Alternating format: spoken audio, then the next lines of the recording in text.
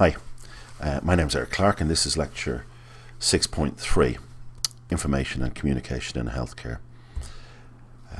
Before I begin, if you're watching this lecture on YouTube, remember to turn up the resolution and go to a full screen view.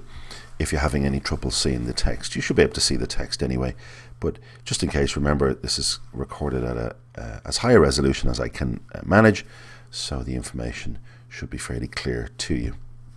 So, broadly speaking, the objectives of this lecture are to give you an introduction to whom I am, give you an outline of the course, to talk about what's expected of you, to talk about assessment, and to talk about how you might communicate in the course and where to get help. So, I have met some students in Dublin already, and for those of you in other locations in Bahrain and Penang, I'm Eric, obviously. I'm based in RCSI in Dublin. I'm a lecturer in medical informatics and a learning technology specialist. I'm involved in undergraduate teaching and the development of Moodle on the 3 sites. I also am involved in e-learning development and do some research in this area and others. That's how to contact me if you want to talk to me directly. Other things maybe you'd like to know about me is that I do a bit of photography, and there are links to my website and my Flickr stream. I'd love to get your feedback. So, really where we're coming from in this course is we're talking about professionalism. Now, this underpins where you're coming from in this course. Behaving, acting and being professional in university. And obviously this has a profound impact on how you behave, or should have an impact on how you behave when you've graduated. And this we're going to approach looking at study skills, language skills, academic skills, critical skills, reading and writing. We're also going to look at information and communication in healthcare, how it's collected, how it's interpreted, and then we're going to look at, in the context of information, how the internet has changed healthcare provision. This will lead us to looking at evaluating websites, looking for them, where to go, do I know if the information is good or not. There'll be information on ethics. You'll be asked to deliver an effective PowerPoint presentation and to write in an academic context. There's a lot going on here. I think the important thing to remember is that we're trying to bring the whole class to a certain level so that you can progress to the next year. This course is not really designed to give you all the skills you need. These will develop as you go into the course further. We're also going to look at issues of plagiarism, copyright and intellectual property. We're going to look at databases and how information is handled in patient records. We're going to look at privacy, protection, security, and some elements of imaging and bioinformatics. Some of these phrases may be new to you, but they will become hopefully more clear as time progresses. So this course is a little bit different to maybe what you're used to. There will be a mixture of formal, face-to-face lectures and, as you're watching now, lectures online via YouTube. And there's protected time in your calendar to view those lectures. There'll also be some visiting lectures, and depending on which location you're in, these will be slightly different. But I think it's important in this course that you need to pace yourself and be disciplined. You need to know when the deadlines are. You need to know that you have work to upload and when that needs to be done. So, just in the context of YouTube, this may be new to some. Certainly YouTube is not new to anybody, but the context of listening and interpreting information in lecture format may be. So what these are essentially is just narrated PowerPoint lectures posted onto YouTube. So, you know, you can go back, stop them, rewind, all that kind of thing. That's why it's here. And it's really important to note if this lecture is not embedded in the course, your starting point is the course page in Moodle. There'll also be some journal articles and websites for you to look at. And it's important to note that you don't have to understand all of the material being presented to you. We're trying to give students an impression of how material is structured and how you might interpret it. So there'll be continuous assessment small projects to address. I'm going to get to them in a minute. There'll be group work, which will be peer assessed as well. That is, that you will grade each other in the class. Some of you will stand up as part of your group and make a presentation, and that may be very new to some of you. But these presentations will be marked by staff. There'll be a jury, if you like, a judging panel. So there's a lot going on, and a lot of different methods and a lot of different assessment. And within that, you may need to ask questions. So the discussion forums are really vital. This is my way of connecting with you and your way of asking questions of me. So you need to get familiar with how they work if you're not already. So what is expected of you? I suppose we go from this to this. We want you to get involved and stay involved. So use Moodle, use the discussion forums, use your college email account. We want you to browse the internet with some critical knowledge. That is, you're going to be looking at websites and thinking, is this good information? How do I know what I'm looking at is quality information? You're also going to be expected to answer and upload assignment documentation to Moodle. This is something you will do many, many times in the coming years of your course. So really, we're looking for you to get used to this very quickly. I've discussed briefly about working as a group. If you're wondering what all that is about, there'll be more information. Let's just get you started now. There'll be more information soon. As I say, you'll be delivering a PowerPoint presentation and writing academically, critically, formatted text. All of this will be explained, but you're heading towards a big group project, and there will be an online multiple choice exam on the content that I am delivering to you online.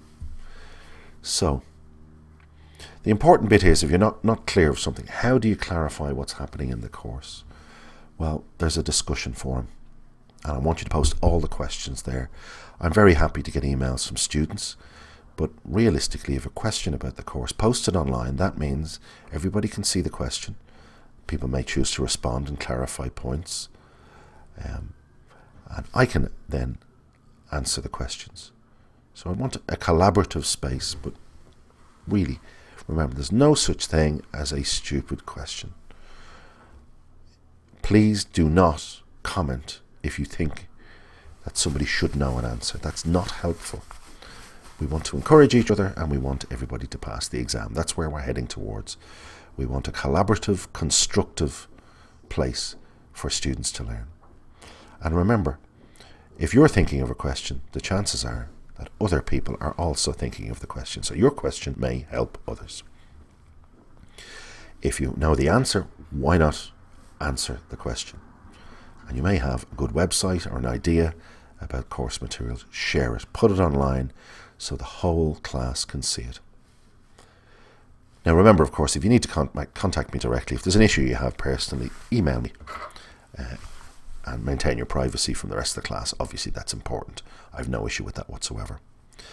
And you may have class representatives elected, depending on your location, and they too are free to contact me anytime they wish by email. I'd be delighted to get involved with them. To get back to the online MCQ, this will cover some of the theoretical parts of the course. The multiple choice questions will cover theory in the course. The content that will be examined in this MCQ will be clearly flagged and noted as the course progresses. So the exam will be online and can be taken anywhere, and that'll happen in early December. I will post plenty of information as we go. Now, this is a screenshot from the course in Dublin, but broadly speaking, the course in Bahrain and in Penang are exactly the same. So there I am. I note that I haven't got my email address there. I'll amend that in all courses. And there's the discussion forum. So you click there and post a message. Now, it's important to note here that if you post a message there in the discussion forum, all staff and all students will get a copy of that message via email. It also stays here, so it'll permanently be there.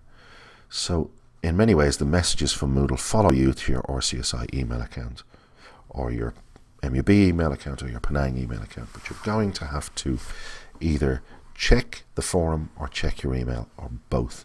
And my recommendation is that you keep an eye on the courses you're involved with. Important information appears all the time, some of it more important than other, but you need to stay tuned in. Now, from my own perspective, if somebody posts a question here, I will attempt to answer all these questions within 1 or 2 working days. But please feel free to get involved to answer other questions. I am going to keep an eye on this. If I'm not available, I'll tell people I'm not available for a couple of days if I'm away.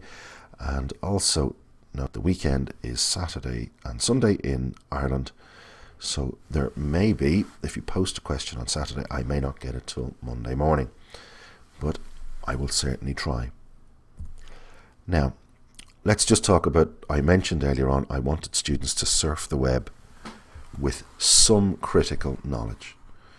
So where I'm coming from here is that there's lots of information out there. We usually just jump on Google, type our question, and Google magically tells us the answer. And most of the time, it does exactly what I need. I need to catch a train. I need to find out where I can buy that book. Those type of things. You can find that information really, really easily. And indeed, on your smartphone, you take it, your Google, and it even knows where you are, and it will give you relevant information. But really, what I want to introduce you to is the concept of peer review. This is information that has been assessed by other people working in the same area. So we're looking at information maybe on websites that has been reviewed by other medical practitioners. And you will probably all know that there's an awful lot of poor quality medical knowledge out there, and there's an awful lot of good quality information. And it is really critical that you think that patients, your patients, will be looking for information probably before they come to see you when they're sick. They will do some research before they get to you for a diagnosis or for a consultation. And don't forget too that patients are stressed, probably upset, worried. So it's very important that you give them good quality information. And you may wish to say that a website is good or bad quality, but you need to be sure. So that's really critical in the course you're embarking upon. Information is everywhere now, but good quality information isn't. Good quality information lives in specific places, and you need to know where to look for it. Also, you need to stay informed as a student and as a graduate. If you end up working in a specific area, let's say orthopedics, you will want to know what the most recent developments or advances are in orthopedics. So you'll need to know where to find that information. And that goes hand in hand with being a competent learner and a competent researcher. The internet is a very powerful tool to allow you to engage at that level. So, here's a screenshot I took this morning, 2 screenshots, maybe just to highlight what Google can do. Is it a good or a bad thing? So, Irish people. So, I've used this because I'm Irish, and Google tells me what I am. So, I'm mean, tough, or pale. Those of you who've never met me may not be able to comment there, but you can see hopefully where I'm going with this. Try that phrase for your own country, or whatever football players are, or whatever you think. Or there's another one. Tom Hanks is a lot of animals. I just don't understand that. I'm sure there's some humorous reference in the internet buried there. Tom Hanks Island movie that was Castaway. If you haven't seen it, it was a very good movie. Tom Hanks is dead, and to the best of my knowledge, Tom Hanks isn't dead.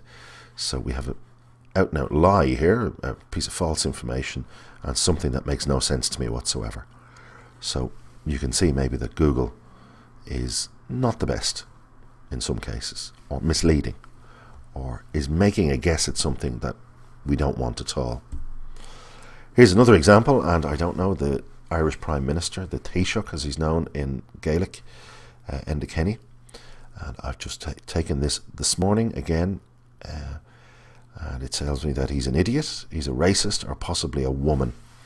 And there's Enda. I'm sure he's not a woman. I'm sure he's not an idiot.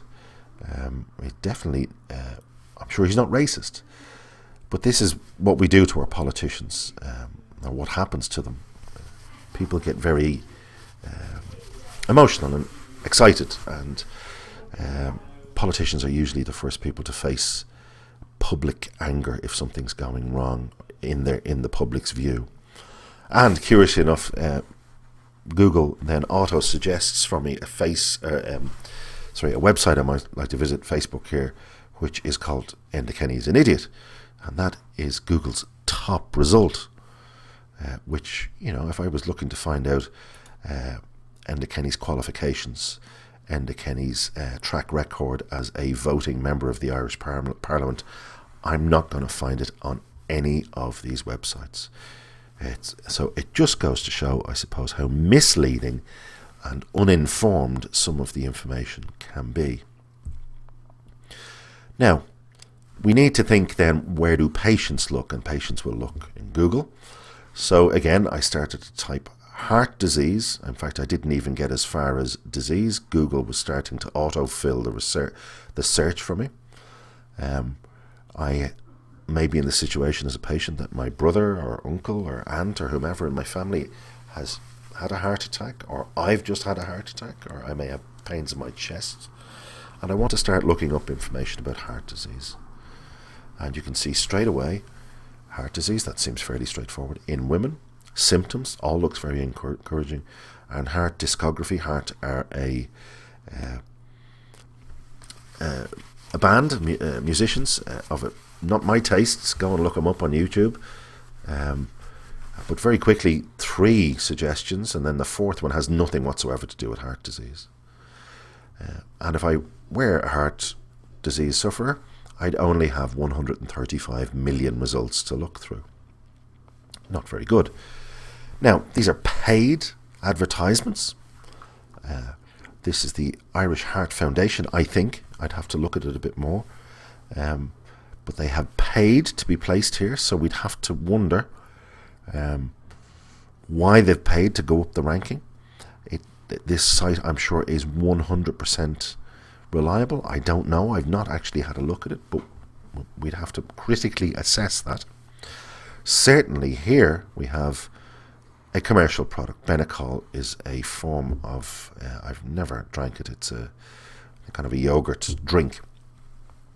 And some of the claims of Benecol in their advertisement is that it helps reduce cholesterol. And I'm sure there is a scientific study behind that. I don't know, I've not looked. And then you'll notice down here, more ads. And I can't tell you what they are. I've not had a look at them. And down here is a service, the heart disease treatment, in a place called the Joint Treatment Centre, which is in Dublin, which will check your blood and heart health. What heart health actually means, I don't know what they interpret that as, but it's a commercial service. Whether they're going to be able to treat me or not, I don't know. Whether they'll give me good information, I don't know. So you can see it can be quite confusing. Where do I go? What do I tell my patients? That is a good site, but I just happen to know that, the National Library of Medicine, the United States, but more of that in a minute. By way of comparison, here's a site, Intute, intute.ac.uk. I've typed in heart disease, and I've had 177 records. But the problem is, on the website, you see it was closed in July 2011. So how up to date is this? Well, I can tell you it's still quite a good website, but I just wanted to contrast between the 135 million results and the 177 results.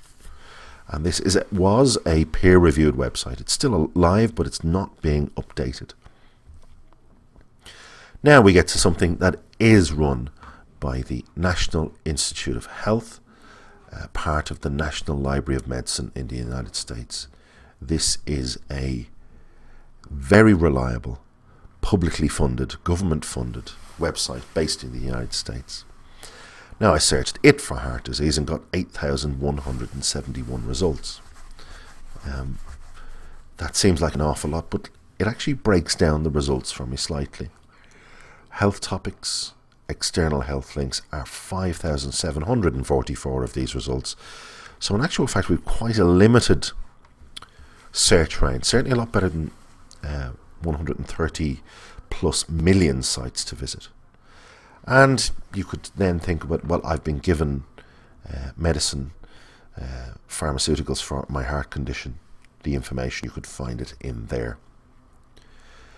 And this would be a very good place for patients or yourself to start if you needed to know more about a specific condition. And look at the way it's written. If you're like most people, you think that heart disease is a problem for other folks. That's a very, very informal use of language, and it is aimed at patients. And very straightforward information. Number one killer in the United States, major cause of disability, and you can see it's written in language we can all understand. And very bluntly, narrowing or blockage of coronary arteries, the blood vessels that supply blood to the heart itself. That there's no overuse of medical terminology, that no knowledge is assumed, and it goes very simply on to say this is called coronary artery disease and happens slowly over time. So it's very, very straightforward and hopefully easy to use. And I clicked through on this earlier on while preparing this lecture, and we immediately have a video, or very quickly find a video on aortic aneurysm repair. And this is a video on a repair of the major blood vessel in the body. It's about 55 minutes long. If you are going to have one of these operations, it explains it in very, very straightforward, clear and concise terms. So let's talk about what I need you to do in the course now. So you have some compulsory online exercises to do. These information will be posted in the forum on how to do them. So the issue with these is that they all contribute to the end of the semester marks. Small amounts. This is in the marks and standards. They'll be run via Moodle and they are compulsory. You must do them. If you don't do them, you'll follow or you'll lose marks. It's really important that you follow the guidelines. Just don't ignore what is asked of you. And if you do not understand what's going on, ask a question in the forum. If you don't do the exercise, I'll want to know why. And if you don't do the exercise, you'll score 0. The only issue or situation where I will revise the mark of 0 is on production of a medical certificate. So if you've been ill. Now, going back a little bit, or going forward in the course a little bit more, is you will deliver a PowerPoint presentation as a group. You'll research and design a presentation from a list of topics that I will provide to you. And as I said, it will be delivered in front of a panel of academic judges and your classmates. We'd like you to turn up and support each other. And it's for all students in a group. So you'll be divided up into groups of 8, I think, we haven't fully decided yet. And you will work to research the topic, to make the PowerPoint presentation, and to write a full abstract, a full report on the topic you've been given. But we'll give you exact details of that later. So I'd like to call what you need to do is kind of like a learning contract. It's your responsibility to check that something is going on. We need you to be aware of what's going on and stay informed at all times. And my advice is, if you have an issue, if you're not sure of something, don't wait till it's too late. Ask quickly, and we can address the issue and get it sorted for you. So, the timing is the same in Bahrain, Dublin and Penang. I've asked you to post your biography. It was very straightforward. We've got a lot of great pictures, a lot of great insight into what's going on in each region. Lots of musicians, lots of poets, all sorts of sportsmen and sportswomen. You're a very active and diverse bunch of people, and Honestly, it never ceases to amaze me. Every year I meet students just how fantastic this is, the range of interests. I won't comment directly on each region because I'll put that on the bulletin board. So thank you if you've posted one, and if you've not, please get that done soon. This is not marked, it's just I'd like you to do it, and maybe your class could see something of you. So the first 2 assignments, this is easy stuff. You're going to do 2 things for me. You're going to upload a CV, and you're going to do some basic, I can't stress that word enough, basic web-based research. Now, my advice is don't spend huge amounts of time on these tasks. Just complete them and submit them by the deadline. The deadlines will be clearly indicated in the discussion forum and on the Moodle page. And I'll put this all in the forum.